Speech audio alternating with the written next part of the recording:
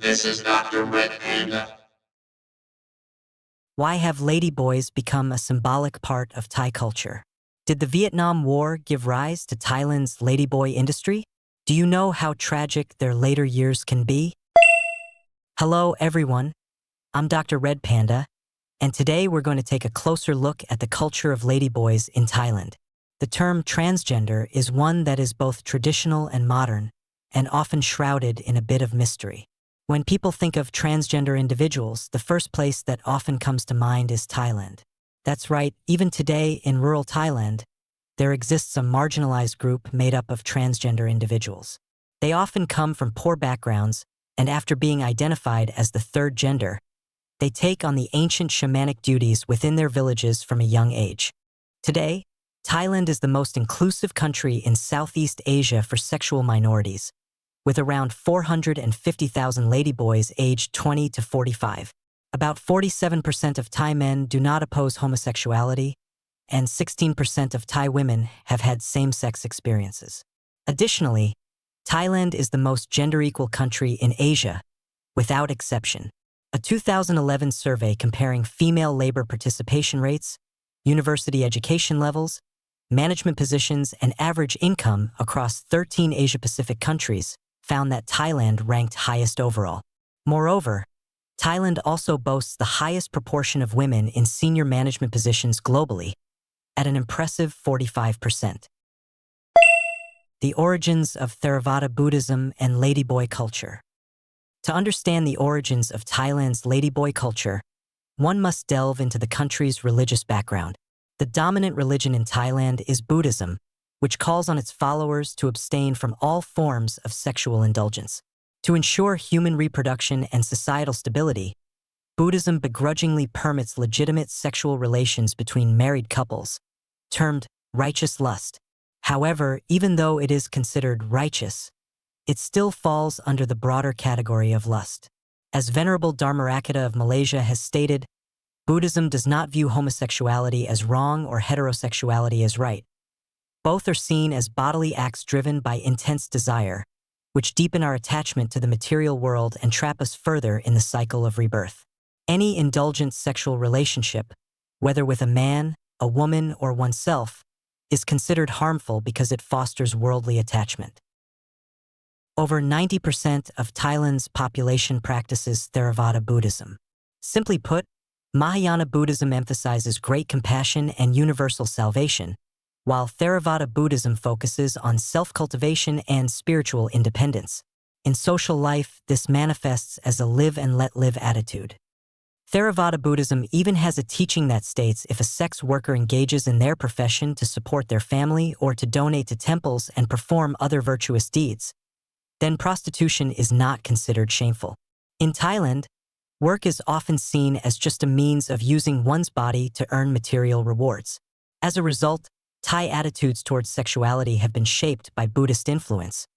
While homosexuality and transgender identities are seen as less than ideal, they are considered inevitable aspects of life that one should not be overly attached to. The body is viewed as merely a temporary vessel, and focusing on spiritual practice and accumulating merit for the next life is deemed most important. However, the concept of ladyboys in Thailand is not entirely native but rather an imported idea, involving the alteration of a person's natural gender and physiological characteristics, a practice that has existed almost as long as human civilization itself. The most direct and harsh method was castration. Records of various complete or partial gender transformations date back to ancient Greece, and such practices were observed in societies from the Atlantic to the Pacific, where transgender individuals were involved in various occupations. Some theories suggest that the tradition of ladyboys in Thailand originated from the 16th century Mughal Empire in northern India. This empire, founded by Turkified Mongols, retained a warrior ethos. To ensure that their families were cared for in their absence and to avoid returning home after long campaigns to find themselves unexpectedly fathers, officers often employed eunuchs or intersex individuals to serve the women of their households. These individuals posed no threat and were loyal servants, making them popular among military officers and the nobility. Over time, the practice of employing eunuchs or intersex individuals as servants became widespread, and many smaller kingdoms on the Indian subcontinent adopted this trend. Some courts had as many as 20,000 eunuchs and intersex individuals. Driven by economic need, some impoverished people underwent surgery to become intersex in hopes of gaining wealth and status. As more people followed this path, the supply exceeded demand, leading many to turn to traveling and performing arts for a living. In the caste-driven and hierarchical regions of India, these marginalized individuals lived difficult lives. However, under the protection of Thailand's Buddhist culture, which emphasizes the equality of all beings, they found a space to survive. The Vietnam War, the catalyst for the ladyboy industry.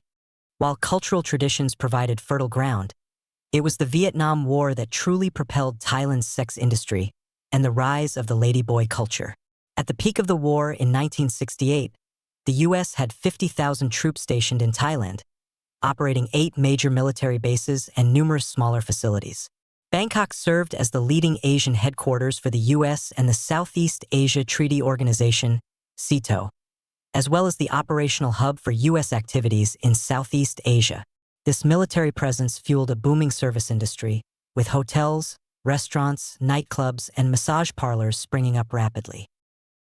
As the service industry grew at such a rapid pace, there was a shortage of Thai women to meet the demand, and Thailand, being quite poor at the time, saw many men also needing to make a living.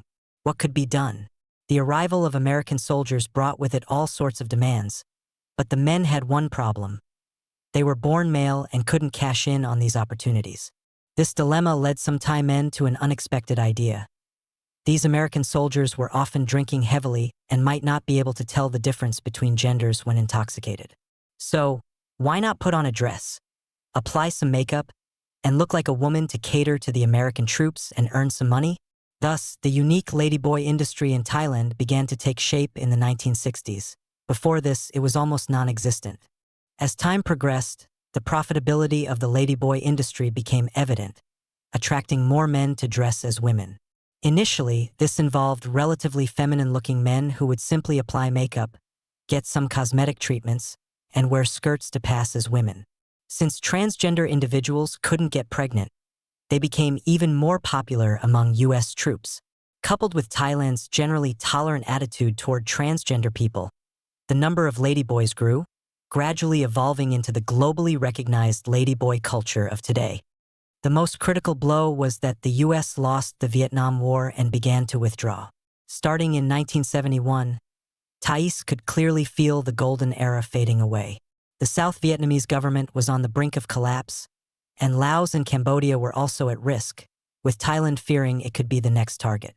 As the U.S. withdrew its troops, it also moved its Southeast Asian Operations Center from Bangkok to Singapore.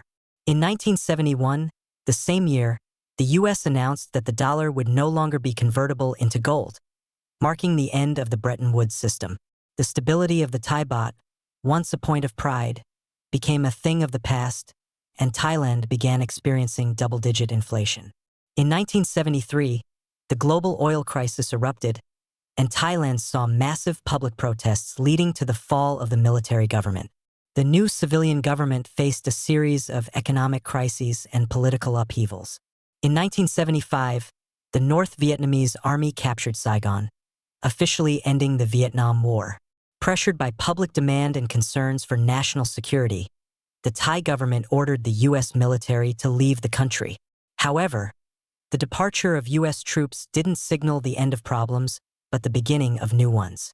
Between 1961 and 1976, Thais harbored deep resentment towards the U.S. military presence. The American troops exacerbated drug smuggling, caused the proliferation of red light districts and gambling, and left behind a generation of abandoned mixed-race children. When the American soldiers finally left, Thailand experienced a withdrawal syndrome. During the American military era, Thailand had developed a dependency on the service industry, a reliance that proved nearly impossible to shake amid the rising tides of global neocolonialism after the Vietnam War. The economic boom during the war years had fostered higher education, creating a large intellectual class. Simultaneously, land speculation had given rise to many small property owners and a large class of rural farmers. The Thai service sector was unable to generate enough legitimate employment opportunities for these groups. The cascading social consequences of this economic dependency manifested as Thailand's withdrawal syndrome. The hard lives of ladyboys. What might seem incomprehensible to us, gender transition, is a normal part of Thai society. Many young boys are sent to ladyboy schools by their families even before they fully understand their own identities. At these schools, they don't study academic subjects. Instead, they learn to master makeup, fashion, and presentation just like girls. The most important lesson, however, is to fall in love with men. Influenced by their environment and hormone treatments, these boys often become indistinguishable from girls by their teenage years. After completing gender reassignment surgery, they graduate and enter the workforce. Those with good looks can compete in ladyboy pageants, and if they gain fame, they can earn prize money and endorsements comparable to those of mainstream celebrities. Talented singers and dancers may join ladyboy cabaret troupes, which is almost like securing a government job. Such positions provide enough income to support a typical family, but these opportunities are available only to a lucky few. Most ladyboys have little choice. They often end up in the sex industry, where they earn more than the average worker, but a large portion of their income goes toward hormone treatments, with half of the remainder sent home to their families. The amount they can keep for themselves is relatively small. This is why ladyboys work so hard. Without a steady income, they might not even be able to sustain themselves as ladyboys, especially since their working lives are often short. For a ladyboy, living to 40 is considered old age. Years of hormone use render them unable to do physical labor after retirement, making their later years particularly difficult. Behind the ladyboy economy lies more than just a national economic choice. It represents countless individual life journeys. The ladyboy community bears the weight of societal expectations beyond personal identity. In their own way, they exemplify human diversity and resilience. Whether motivated by cultural tradition, economic pressure, or personal choice, each ladyboy deserves respect and understanding.